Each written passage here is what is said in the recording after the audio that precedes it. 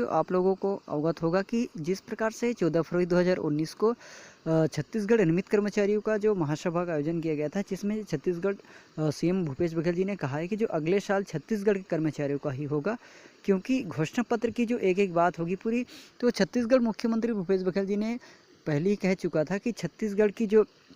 जन घोषणा पत्र में जिन्होंने कांग्रेस सरकार ने जो घोषणा पत्र बनाया था, उसमें 5 साल में इन सभी घोषणा पत्र के वादे को एक एक करके पूरा किया जाएगा। तो यहाँ पर मुख्यमंत्री भूपेश बघेल जी ने 14 फरवरी 2019 को कहा है कि अगला साल छत्तीसगढ़ के कर्मचारियों का ही होगा, क्योंकि इस साल का जो हुआ तो किसानों के हित में हुआ, लेकिन अगली साल जो होगा वो कर्मचारियों के लिए होगा। तो घोषणा पत्र की हर एक बात को पूरी होगी। तो इसी प्रकार से मैं आप लोगों को बताना चाहूँगा कि जो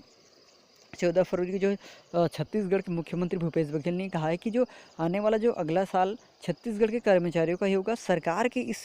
साल की जो किसानों की ऋण माफ़ी का तोहफा दिया है, लेकिन अगले साल की बात करें तो अगले साल का जो पैसा है राज्य के कर्मचारियों को दिया जाएगा। और उन्होंने ये भी कहा है कि जो विधानसभा होने के जो कारण थे, वे किसी तरह की जो घोषणा तो नहीं कर सके, लेकिन मन से ही अनियमित कर्मचारियों से वादा करते हुए उन्होंने कहा है कि घोषणा पत्र की जो एक एक बात है पूरी की जाएगी। वे नियमितीकरण की मांग कर रहे प्रदेश के कर्मचारियों द्वारा जो आयोजित महासभा में ये बात बोले।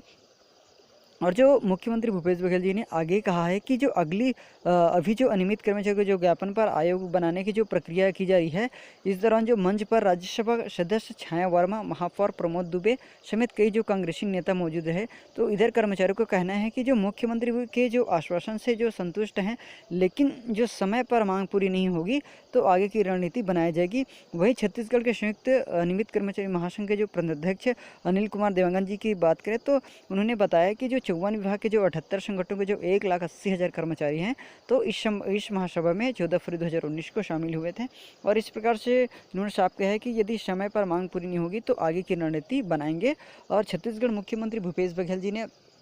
कहा है कि जो इस साल की बात नहीं है, 5 साल में हमें पूरा करना है। तो इसी प्रकार से जो अगला साल होगा तो अगला साल छत्तीसगढ़ के कर्मचारियों के लिए ही होगा। जिस प्रकार से इस वर्ष को छत्तीसगढ़ के जो किसानों के लिए ऋण माफ़ी में पैसा खर्च किया है, उसी प्रकार से अगले वर्ष छत्तीसगढ़ के कर्मचारियों का ही होगा। तो इस प्रकार से 14 फरवरी 2019 को जो अनियमित कर्मचारियों के लिए जो कहा जाए तो आज की जो बात थी, जो सकारात्मक बात थी, जो 1500 से लेकर, तो इस प्रकार से